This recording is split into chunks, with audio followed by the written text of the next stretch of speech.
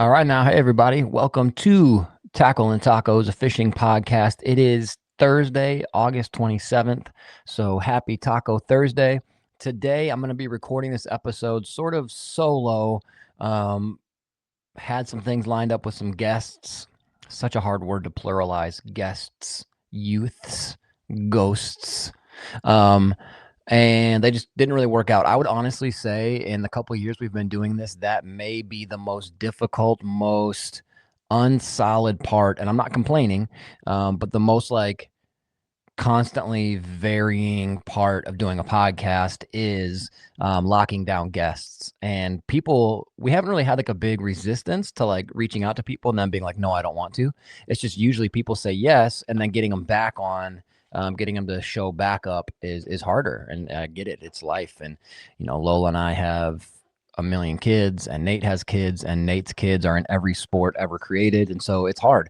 And so, kind of out of necessity, I'm rocking this one solo, but it's also something that I actually wanted to talk about, which is how to catch fish, what's happening in the waters in that summer to fall transition. So, where do I look? What do I use? I'm going to do some really crappy illustrations. I have some pieces of paper here, and I have one Sharpie marker and one highlighter. I'm here in my office at work before I punch in and actually get to work. And we're going to talk over how to find fish and what the turnover is, if you're not familiar with that. But before we get there, I just want to bring up the little basic stuff. If you're on YouTube, social media, I said if you're on YouTube because you can see the little ticker on the bottom. Social media for us is at Tackle and Tacos. If you'd be willing to give us a follow on Facebook, Instagram, and YouTube, that would be amazing. Our show sponsors, and also tackleandtacos.com. It's where you can get dope hats, shirts, stickers, all that stuff, and it's not expensive. It's all shipped through our podcast network, which is Working Class Bow Hunter. So make sure you check that out. tackleandtacos.com, workingclassbowhunter.com. Our show sponsors, our title sponsor, as always, is Grizzly Coolers. Code WCB gets you 15% off. Leupold Optics, LEUPOLD.com, makers of the best fishing sunglasses I've ever used. And I've literally been wearing polarized sunglasses since I was like 6 years old. And I saw that little thing in the store where there's like the little spin around rack, and you put the sunglasses on, and it has that little teeny illustration where like without polarized, with polarized. I've been wearing polarized sunglasses forever. I've tried every brand you can imagine, from Costa, multiple pairs, to Maui Jims, to Native, Oakleys, Ray-Bans, the cheap guys, Strike King, everything. And without a doubt, and not because they're a sponsor, but because they actually are that good. Leupold sunglasses are the best ones I've ever used. I mean, not to sound like hey, used car salesman, Sunday, 0% financing. But try them. Like literally, just go buy a pair. Bite the bullet, buy a pair, and see if I'm wrong, because I don't think I am. Leupold.com. Moldy's Marine. We love Moldy's Marine. I just posted on our social a story of or a video, a post of Jeremy wet sanding and buffing a ski boat that looked like hot trash before he got to it. And when he was done, it looked like glass. It was black fiberglass on the side, and it was literally a glass. Well, not literally. I hate it when people say literally in a non-literal way, which I just did. But it was a mirror. It was glass. It was absolutely gorgeous. Moldy's Marine, everything from detailing to wet sanding, buffing, cleaning, electronics installs. I know we're getting close to it. And even closer for some people, like people who bow hunt, getting closer to winterization season. He can do all that for you. DenaliFishing.com. My favorite rods ever, maybe ever. Holy moly, what a statement.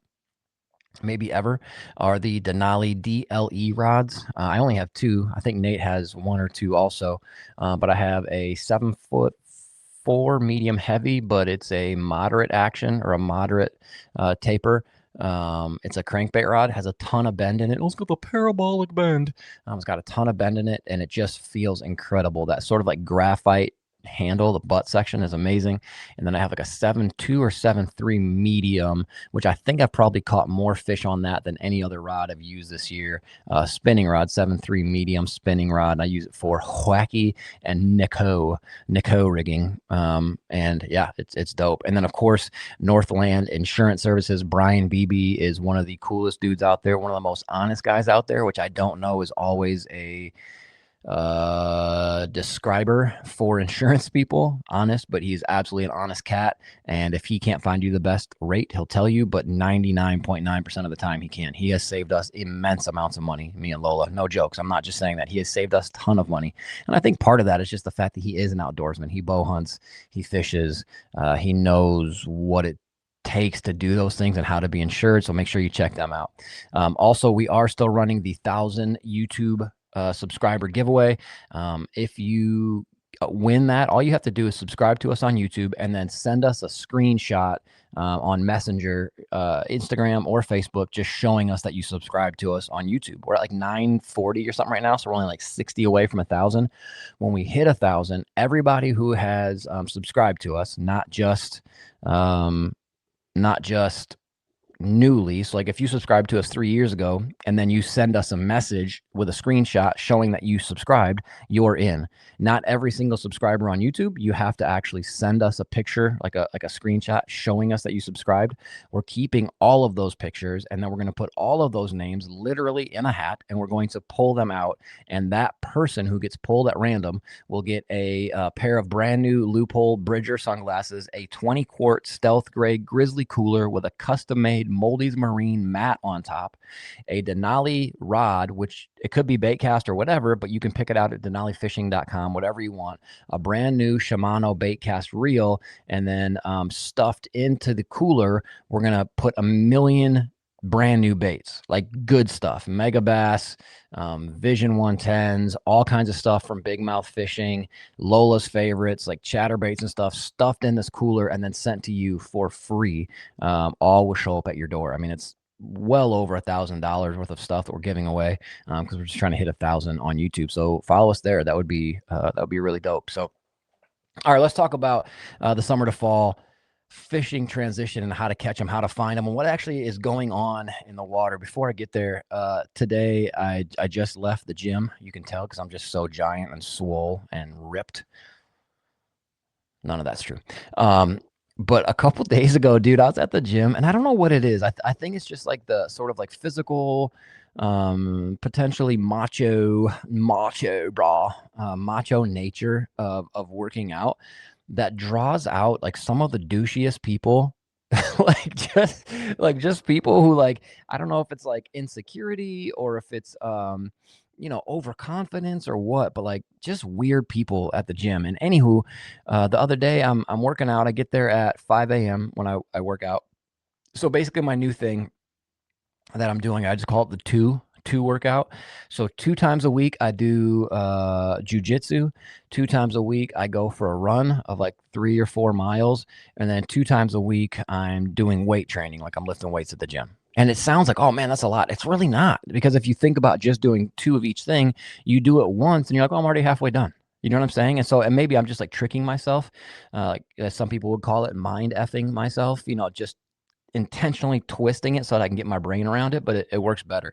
So the other day I get there at 5 a.m. I'm there for probably like 15, 20 minutes, and this cat walks in, and you know how some people just sort of walk, just kind of pumped up. I don't know how old dude is. He's a little shorter than me, definitely not bigger than me, like muscular build wise.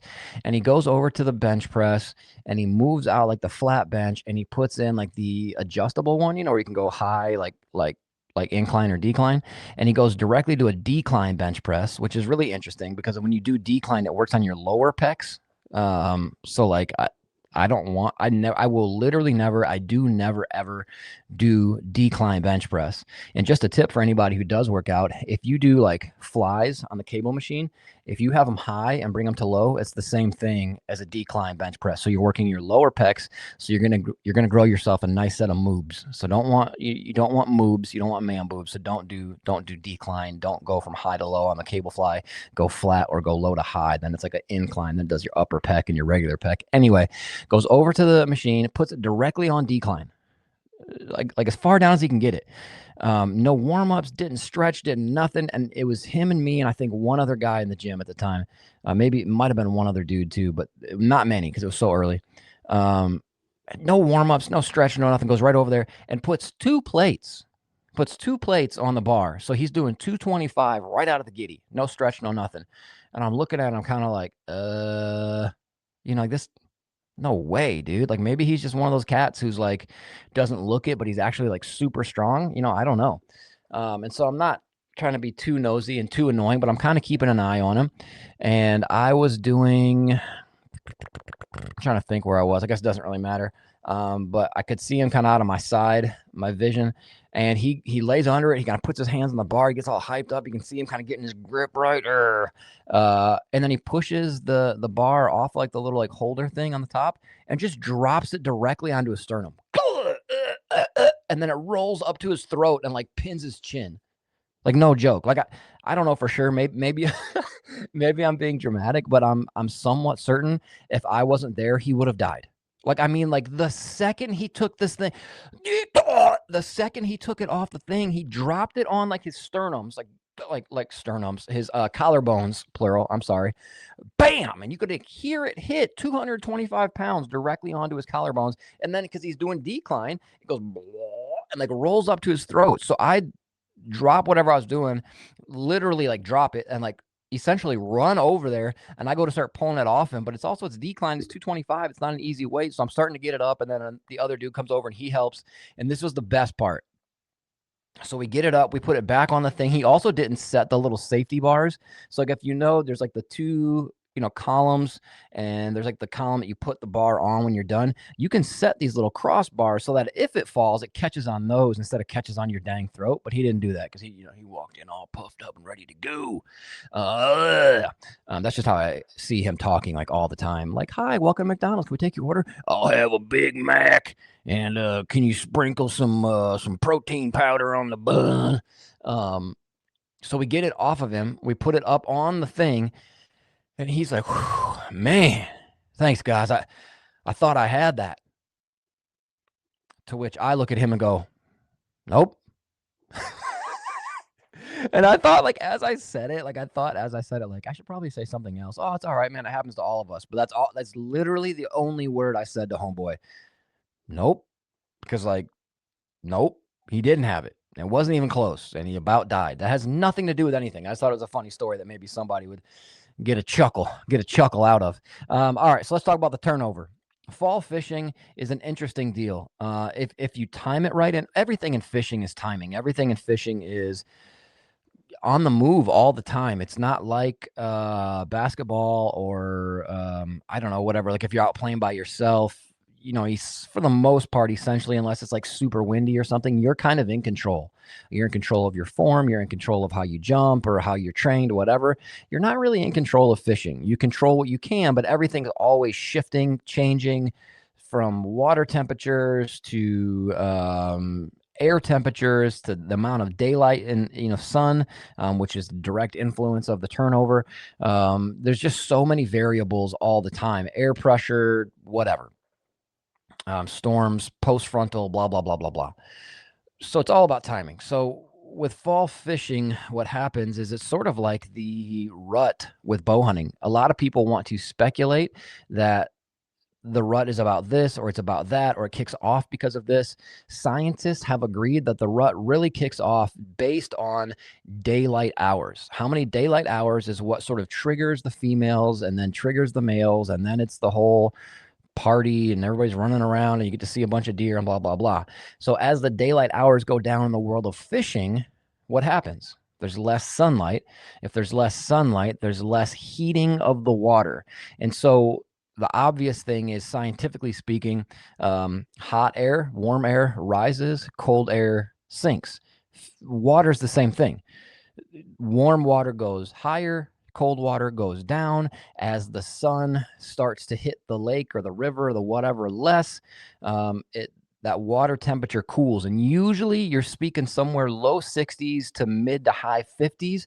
What happens is that upper water, I'm trying to get my hands on screen so you can see it. The upper water, which is usually warmer, ends up getting cooler because of the lack of light than the lower water, and they go like this. Whoop! They literally flip. They flip. They call that the turnover. And what happens usually when the turnover happens due to those water temperatures is for a couple days, depending on your body of water, unless you have some good current or whatever that really helps, that kind of helps clean it up. But during the turnover, number one, your water is going to be mucky and cloudy as all that soot and everything kind of comes with it because it's literally flipping. It's flipping. It's, think about it like churning. It's literally flipping over. And as it does that, it brings all the stuff off the bottom or whatever with it. And so you end up with yucky, mucky, cloudy water. And on top of that, not always, but most of the time, you actually end up with stinky water. It makes me think of Nacho Libre. These are my recreational clothes. My old clothes were stinky. The water gets stinky. It smells like a swamp. It smells like the bottom of a lake. It smells like if you stepped in the water and your foot went like in the muck. It smells like that muck smell for a while. And that also changes oxygen levels. And it takes a little while for that to sort of like dissipate and wash out. One thing that's really awesome is usually post turnover, you give it a couple days, give it a week, depending on your body of water. What happens, this is some of the most exciting times of fishing. And this is what I was talking about with the timing thing. Post turnover, some of the most exciting times of fishing is fall fishing because a lot of fish will end up schooling up. So meaning you get into one fish and you can get into 10, 12, 15. It gets so fun, especially if you're using forward facing. If you're running that idiot box, that live poke, that cheater box, you can find them and you'll see like these big clumps of them. Whereas before, during the summer, you weren't really seeing them. They're more pelagic, they're more nomadic, they're more lone wolf. Not always, but a lot of times. And then come fall, they get grouped back up. And so I'm going to give you a few ideas that I've used over the years. I didn't find these anywhere else. This is just like from my own fishing, and I have a couple stories that I think will kind of accompany it. But these are things that I found over the years that actually really work for how to fish fall fishing. And again, most of what I'm referring to here, not all of it, but most of it is post turnover. And again, that you'll know if you weren't there to see the turnover occur, meaning you weren't there with that couple days of murky, stinky agua, the stinky water, then you'll know, because if you get on the lake and you have your electronics on any level up front at the console, whatever, it's in that 50-degree range, right? So 50, I hate it when people say right on podcasts. Oh, that's so annoying. It's the 50-degree range, right?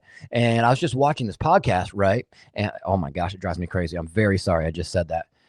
Anywho, when it's in the, I would say upper 50s is almost for sure the turnover is going to happen. But when you get down below that, 57, 54, you can basically bank on your body of water. The turnover has happened. So this is what I'm talking about. Okay.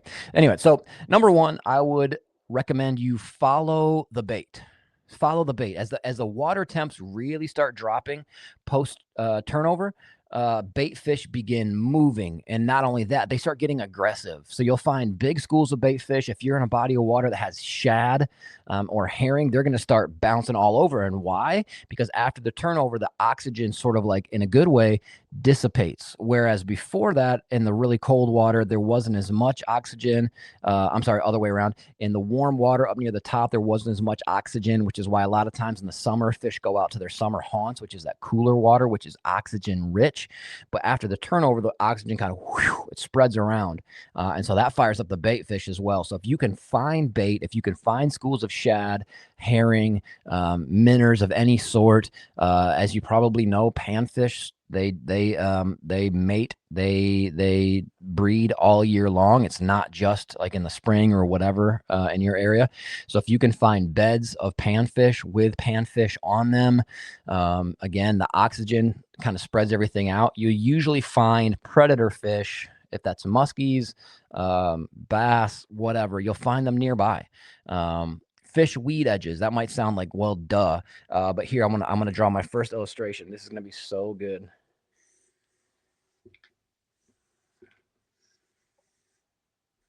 I'm drawing. So if you're only listening, you're not watching on the YouTubes. You should. So if this is a lake, and then I have like a little clump of weeds here, you know, this part here, this is like the shoreline, and then this weed, and then if you look here, this is like an outside weed edge. Weed edges almost always hold fish. Almost always. Don't let anybody tell you anything different. Whether it's spring, summer, fall, whatever, weed edges always hold fish because it's just a good place for small fish to disappear to feel safe. It's a good place for bigger fish to come darting out of and ambush stuff. But fish weed edges, I would not abandon them yet. I don't really stop fishing weeds until they're like dead, nasty, brown, whatever, because most of the time I find fish don't like that. But I like to target the outside edges, and then I kind of put there on purpose on that little drawing, like a little inside cut. If you can find where a weed edge on the outside edge has a little nook in it, a little cut, oh man, that can be great. And I'm talking a jig, drop shot is a killer. Heavier spinner baits that you can kind of buzz by there. And then of course, like a Texas rig of some sort. I had really good luck recently flipping a Bronco bug or a OSP do live beaver, which doesn't really seem like a flipping bait, but it actually works pretty well. I do want to try that new Crush City. I can't remember what that thing is called. The new crawl looking thing that they just came out with. It looks like a really good bait for flipping, but check those places where fish can ambush bait. Like literally think to yourself as you're fishing it, does this look like a little garage? You know what I'm saying? Where a fish could be backed up in it, a bait fish or a food comes by, wham, and he can come out of that garage and just smoke it. If that's the case, it's probably a good spot. Number 3, start fishing deeper. And here's how I like to attack deeper water in the fall. It's not that dissimilar from like spring fishing, like pre-spawn fishing.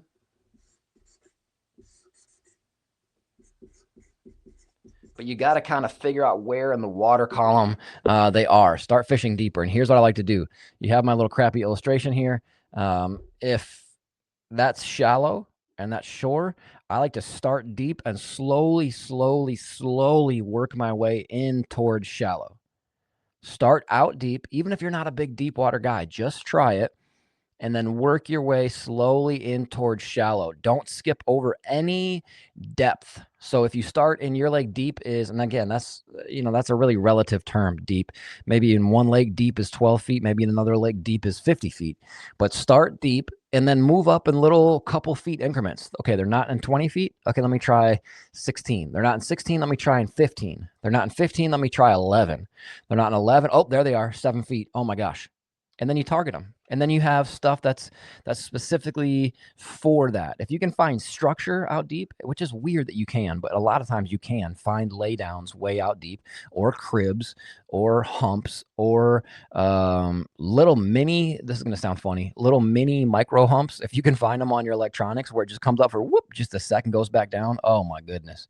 And the subtlest, is that a word? Subtlest? The slightest difference there can make all the difference when you're fishing deep. So if you have a 20-foot section and you have a teeny little hump that comes up to 14, even 16, just a couple feet, there are going to be fish on it, especially if it's hard bottom by any chance on that hump. If it's weeds, you'll find them too, but if it's hard bottom on that hump, I mean, it's on like King Kong playing ping pong in Vietnam. You're gonna sop it up with a biscuit. I mean, it just works. One thing I really like, so I said, oh, there they are, 7 feet. If that's the case, start throwing that mid-range stuff, like one of Nate's favorite crankbaits, which is the mid-range Bill Lewis, I think it is. Is it the Bill Lewis, Nate? Am I saying that right? The Bill Lewis mid-range crankbait that Mark Daniels Jr. designed. I think it's like an 8-foot diver. That's a great one. And then of course, if you're using crankbaits in that mid-range, the Rapala series, the DT Rapala series has always been good, but now they have like every depth you can imagine: 8, 10, 15, 12, 24. That can be a killer. So find those deep weed lines if you can find drop-offs, and then again, deeper structure, but slowly, just like this crappy illustration that I made shows, slowly go from deep. Don't start shallow and go deep. Go the other way around. Start deep and move shallow, moving into those pockets until you find fish in whatever range, and then really get after them. One thing I would really recommend, number 4 that I wrote down, is as fish become more active, kind of in that transition post the turnover, experiment with faster moving presentations. And what I really like to do with faster moving presentations is use stuff that I normally use, but just use it faster. Does that make any sense? So you don't have to like specifically grab a bait like, oh, this bait's really good for fast. But like if you were already throwing a jerk bait, throw a jerk bait, but throw it like Kevin Van Dam. Whack, whack, whack, whack, whack, whack. Like really just hoss that thing. Yak, like really crack it and keep it moving. Spinner baits, same deal. I like throwing a heavier spinner bait in the fall. I mean, even up to like an ounce spinner bait. One of my favorites is the Gancraft spinner bait. It's just a big, bulky spinner bait with a cool long blade. I should have grabbed one to show you. But I can fish that thing on the bottom or just down and still crank it pretty good. I remember, I think it was Jimmy Houston, Roland Martin. I watched a video a long time about spinnerbait fishing, and they were saying like, yeah, of course you can throw a spinnerbait out and reel it back in and catch fish, but you could probably catch more fish if you change the speed, if you give it a little pop so that skirt kind of flares up a little bit here and there. That's a great way to do it. Swim baits, that new, well, it's not new, but it's new to me, the Metro Glide by Throwback Baits. I was throwing that the other day just to see how it swims. That is the easiest fishing, easiest swimming swim bait I've ever thrown in my life. And Billy wasn't lying on the podcast. You could just dot, dot, dot, dot, and it goes, dot, dot, dot, dot, dot, dot. I think that thing's going to be a killer in the fall. I think that bait is going to be a killer in the fall to work a little faster. And then moving plastics. So like if you're fishing that outside weed edge again, here's another, that great illustration. You're welcome that I'm bringing it back. That weed edge thing. Here's a revolutionary thought. Just kidding. It's like the most obvious thing ever. Swim jigs. Throw a heavier swim jig so you can move it a little faster and get it down there by the edge of those weeds. Same thing with a spinnerbait. Get it down there by the bottom, like the stalks and stuff of those weeds. You will get smoked. I want to share a quick story with you. When I was a kid, I figured this retrieve thing out kind of on accident as a kid. I figured this out in Hayward, Wisconsin. I didn't know anything. I didn't have any electronics. I was fishing on a lake that I'm not going to say. And I was fishing out of a 12-foot Lund resorter with a 15-horse Johnson pull start hand tiller that when you really gave her the beans, you could probably get going 6 miles an hour, maybe a little more. I don't know, but it was the coolest thing in the world, and I loved it. Bench seats, no tackle storage, no trolling motor, no nothing. I had an anchor, and that was my Talon, that was my Raptor, that was my power pole blade system back in the day. Was an anchor with a rope, and always kind of retying it so it was tight and whatever. Anywho, I got to this point, an underwater point that I just found with my eyeballs because I didn't know anything about mapping or electronics or whatever back then. But I found this point that I found with my eyeballs, and I got to the end of it, and then I just kind of backed up with a motor and sat kind of on top of the point because it was the only place that was like shallow enough where I could anchor, and then it went out to deep water. So it comes out here. I'll draw it for you. Again, you're very welcome. So this point kind of comes out. It's going to look like I'm drawing a wiener here or a nose. I'm sorry. I have to actually label what I'm drawing because otherwise you would never know what it is. So I'll draw kind of like where I was casting too. This is literally like 2 feet. And then out here it got to like, I only know this because I've been back since. But all right, so here's my, you're welcome with the third illustration. So here's the point coming out, and it's all rocks. And that point is 2 feet, maybe even shallower. And then it goes out to 20 feet or maybe a little bit deeper again, which the only reason I know that now is because I've been back as an adult with proper electronics and I could see it. But I positioned my boat right on top of the end of that hump. And that's not usually your best tactic, but I didn't really have another way to anchor down than that. And then I was casting where those arrows are. I was casting out into the deep, and I had no idea what I was doing. Okay. I had no idea. I was throwing a rattle trap. Like an actual rattle trap. Is that a southern thing? Is that a southern thing that people call lipless crankbaits traps? Because I don't ever call them traps. I call them lipless crankbaits. Unless it's an actual rattle trap brand, then I call it a rattle trap, rat-l trap. I don't know. Oh yeah, I was trap fishing. I don't know. It's weird. I never ever say that. But I was throwing a actual rattle trap, and I can still remember the color. It was like a reddish, orangish crayfish pattern. And back then, I had a slight bit of information and fact to work off of, but not like I do now.